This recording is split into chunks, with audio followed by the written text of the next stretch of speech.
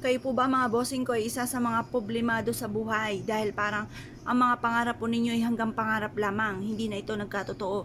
Anong petsa na? Ang tagal-tagal na po nagwi-wish. Ngayon pa mga bossing, ako po may tuturo sa inyo. Masasabi ko lamang ang ating mga pampaswerte ay may proseso. Hindi basta-basta ka lang gagawa mga bossing. Ang ating mga pampaswerte ay kailangan meron kang 100% na paniniwala na mababago ang takbo ng inyong pamumuhay at hindi laging ganyan ang takbo ng inyong pamumuhay. Pangalawa, kailangan hindi ka lagi nagsasalita ng mga pangit. Kailangan lagi mong sasabihin ng paulit-ulit ay panay mga magaganda.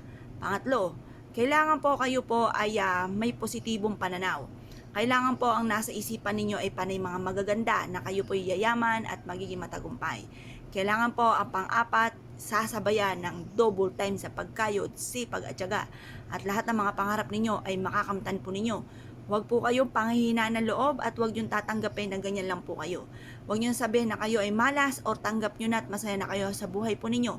Dapat po mga bossing maraming pangarap. Laging lumalaban sa hamon ng buhay, hindi sumusuko. Ngayon po mga bossing, bukod po dyan, kailangan tatandisin nyo sa inyong kalooban kung anong gusto nyo pong gawin na pampaswerte. Kapag ayaw ninyo, may alinlangan, hindi naniniwala, ay huwag pipilitin ang sarili dahil maaaring masasayang lang inyong effort at hindi matutupad kung ano man po ang inyong mga hinihiling. Ngayon pa mga bossing, ganito po inyo pong gawin. 6:30 or kaya po 7:00, kayo po humarap sa may silangan at manalangin ng taimtim na mula sa inyong pong puso. At pagkatapos mga bossing ko, kayo po ay positive lamang, sabihin niyo po sa pamamagitan ng pampaswerteng ito, humawa ka ng dahon ng laurel at ang asin, ay matutupad lahat ang mga pangarap ko sa aking buhay. Kung ano man ang mga pagsubok na ito, ay kaagad ko itong malalampasan. Ganoon ang mga pag-wish mga bossing. Tapos mga bossing ko, pagtapos na kayo mag-wish, lahat na po ay nasabi po ninyo na magkaroon ng sariling malaking bahay, magkaroon ng negosyo na dito na yayaman, magkaroon ng mga bagay na matagal ng pinapangarap, matigil na ang pagtatalo ninyong dalawa ng inyong karelasyon at maging mabait na ang inyong pong mga anak. At saka malayo kayo sa anumang kapamakan at kung kayo may karamdaman, gumaling na po kayo. Yan yung mga pinakamayor at ganoon din kung kayo may pagkakautang ay makabayad na sa pagkakautang. Ngayon pa mga bossing, pagtapos na po kayo, ilagay nyo po siya mga bossing ko sa isang ziplock. Pwede po yung ganito, isang ziplock. Pwede rin naman sa pouch na pula or pouch na ginto mga bossing. Makakatulong po ito upang sa ganoon magtuloy-tuloy ang pasok ng swerte at kailanman hindi na kayo mamumblema tungkol sa usapin ng pera mga bossing.